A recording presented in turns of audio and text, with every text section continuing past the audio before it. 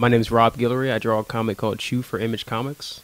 I started drawing comics probably when I was around age 9. Back then I didn't really consider it a real career, so I didn't actually pursue it professionally until I was a freshman in college, around 2001-ish.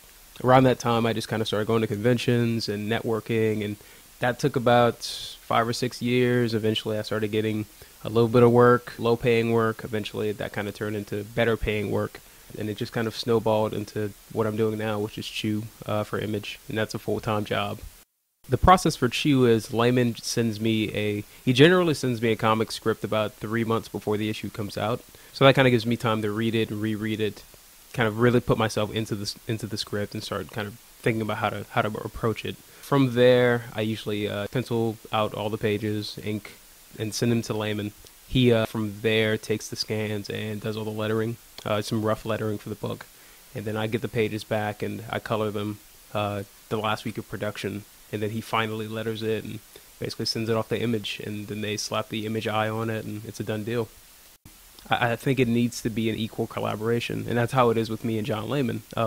It's not just him pulling his weight and me pulling my weight. The two of us actually inspire each other, and the work changes as related to that. Personally, it takes me 5 weeks to make an entire issue of Chew, and that's a 20-page comic, penciled, inked, and colored, plus a full color cover. And that's really just because I am doing everything visually. I've tried to cut corners and that kind of thing, and it just never works out. Nowadays, my schedule is I wake up every day at 6 a.m. I'm in the studio for 7. Usually the day starts with just kind of checking in with emails, kind of touching base with editors and whatever. And usually I kind of plan out the page and pencil it from around 8 to 10 o'clock, and then from 10 to, I guess, 5 o'clock when I leave here, I'm just inking and kind of planning the next page. That's pretty much every day for me. Deciding upon the actual layout of the thing, of each page, kind of really depends on what every page needs. For a 9-panel page, it's a dialogue-heavy page with no action whatsoever, and it doesn't need any space. So in this case, it's really just all about this one character acting. So that's perfect for a 9-panel grid. Each one is kind of different. Each one kind of has needs for close-ups, far shots, environmental stuff. I mean, I really do just feel it out. For every different page, everyone's completely different.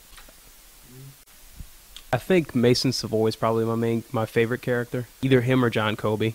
Both are kind of like really, really vivid, over-the-top characters. Tony Chew himself is usually pretty...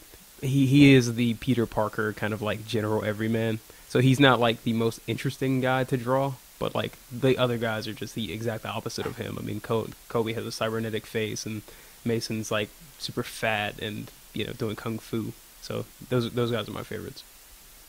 Actually, John came up with Pollo, but the thing here is, and this kind of goes back to what we were talking about concept and the execution, is that he thought of him, but he didn't think Pollo wasn't in the initial idea.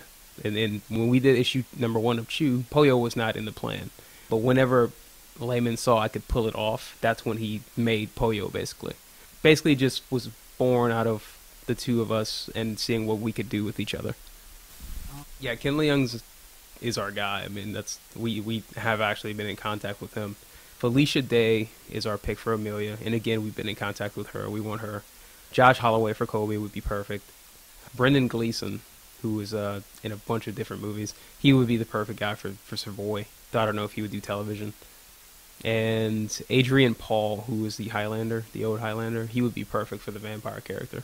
Ken Jeong, who was in a bunch of stuff, he was like in Knocked Up. He's like that angry little Asian guy.